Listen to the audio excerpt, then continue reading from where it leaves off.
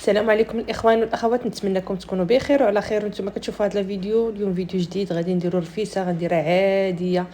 يعني بعد مرات كنتشهاوها ما كنبغيوها لا بريستيج لا حتى شي حاجه، وكنطيبها يعني كتجي لذيذه وكنطيبها في دقه واحده. غنخليكم مع المقادير وطريقه التحضير دغيا دغيا توجد معاكم بواحد الطريقه اللي جديده ديال المسمن. يعني كيطيب دغيا يعني كيوجد مع المرقه. اول حاجه مهم غتاخذوا القياس اللي بغيتو ديال الدجاج. المهم انا درت قياسي هنايا اللي بغيت ندير. قطعت عليه واحد جوج بصلات كبار كيف ما شفتوا، شنفتها بحال هكا.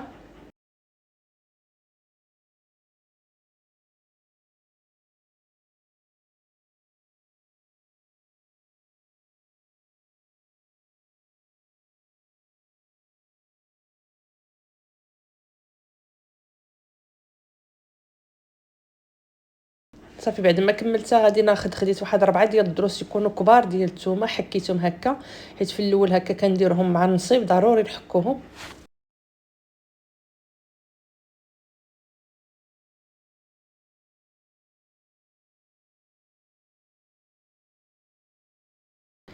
غادي ندوزو للعطريه. عندي هنا معلقه كبيره معلقه صغيره اللي غادي تكون عامره ديال المساخن، معلقه ديال الخرقوم، معلقه ديال البزار، ومعلقه وشويه ديال السكينجبير.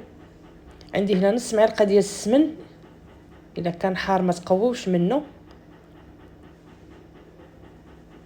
صافي غادي ندير الزيت وغادي نرد كلشي يتقلى ليا فوق البوطه.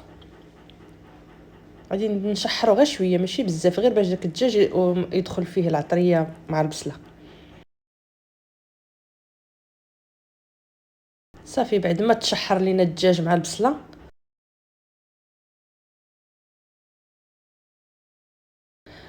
غادي نكون مفزقه العدس والفول شويه شويه. المهم الفول ما كثرش منه غير باش يختر ليا المرقه.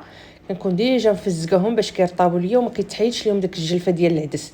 صافي كنضيفهم كنحركهم مزيان وكنروي الكوكوط ديالي بالماء.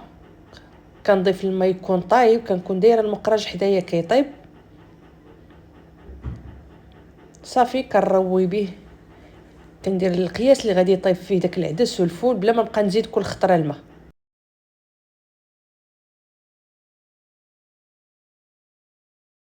يعني رفيسه دغيا دغيا كتوجد مع كنصبوها. كنكونوا ديجا عاجنين العجينه نخليوها ترتاح.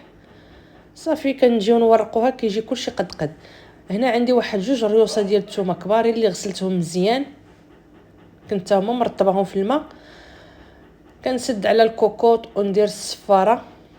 صافي ونخليها كطيب، غنقص عليها البوطه باش يطيب كلشي على خاطرو.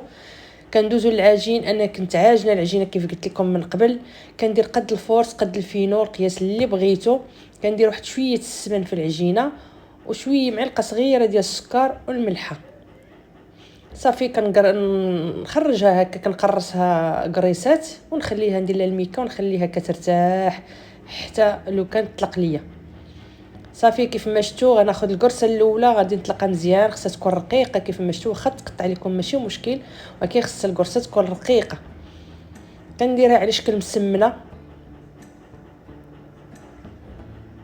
صافي كنخليها ترتاح شويه بما باش تعطيني الطوع باش نطلقها، وكندوز نطيبها عادي بحال المسمن العادي.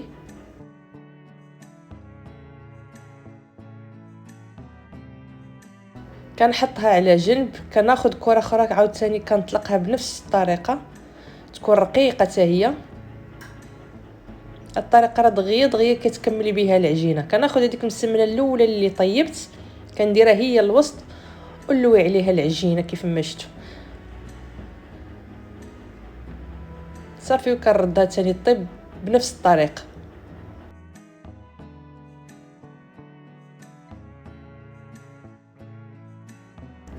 كنرشها بشويه زيت، ما تكثروش الزيت، يعني غير واحد الرشه المره الاولى ولا صافي. ها هي بعد ما طابت ليا حيته كنكون عاوتاني مقرصه وحده وكنبقى غادا بنفس الطريقه. كنحط المسمنه الطايبه الوسط ونغلف بها العجينه ونعاود نطيبها. كنبقى غادا بنفس الطريقه حتى كنكمل العجين ديالي كامل. المهم انا فرقت داك العجين اللي كنت دايره فرقته على جوج باش ملي نجي نقطعو ما يجينيش غليظ بزاف، ما يجينيش قاصح في التقطاع. صافي هذه هي الطريقه باش كنقطعو. كناخذو موس يكون ماضي شويه باش ما يعذبكمش، وكنبقى نقطعو هكا. بغيتو تقطعو غليظ شويه، بغيتو تقطعوه رقيق، داكشي كيبقى الاختيار ديالكم. راه كتجي ساهله في الخدمه، ماشي صعيبه ولا، وما كتشدش الوقت نهائيا. صافي كما شفتوا كنوريكم الشرائح راه كيجيو رقاقين ملي كنديروا هذه الطريقه، راه بحال التريد تماما.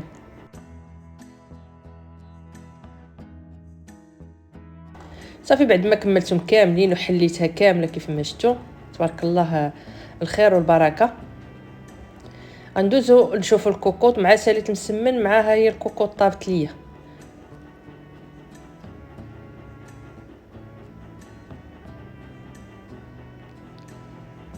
كيف ما شفتوا المريقه كتجي خاطره، يعني حله وحده ما كنبقاش نحل ونزيد الماء، نحل ونزيد الماء. يعني في الاول كيف قلت لكم ديروا الماء الكافي اللي يطيب لكم العدس والفول.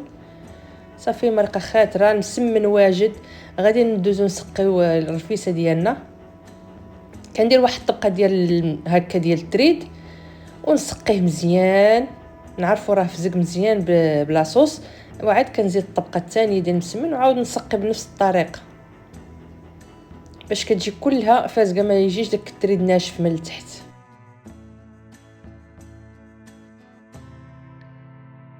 الرفيسه مهم، هي اللي بغات هذا الوقت في هذا البرد. يعني بنادم مره كيتشهاها، وراه هي ما صعيباش بزاف نهائيا وما فيهاش قوه المقادير.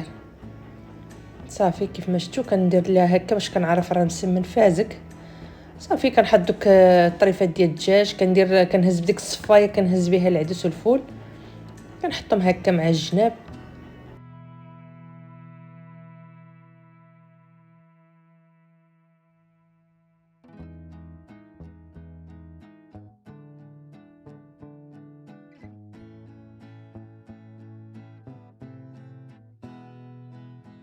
صافي وكنهز دوك الريوسه ديال الثومه كنحطهم هكا من الفوق وزوقتهم بواحد التميرات. المهم غير تزيين وصافي. وها الرفيسه ديالنا واجده كيف ما شفتوا، روعه في الصراحه. جات في المذاق واعره، جات لذيذه بزاف. والله البنات غير جربوها بهذه الطريقه اللي تشهات الرفيسه، يعني ما تعقش عليها، راه ماشي شي حاجه صعيبه بزاف. كنتمنىكم تجربوها، واللي اول مره كتشوف القناه ديالي ما تنسانيش من اشتراك وتفعل الجرس باش يوصلها كل جديد. ولا بقيتو حتى لهنايا ما تنساونيش بواحد اللايك. الله يجازيكم بالخير، وشكرا على المشاهده ديالكم، والى فيديو قادم ان شاء الله.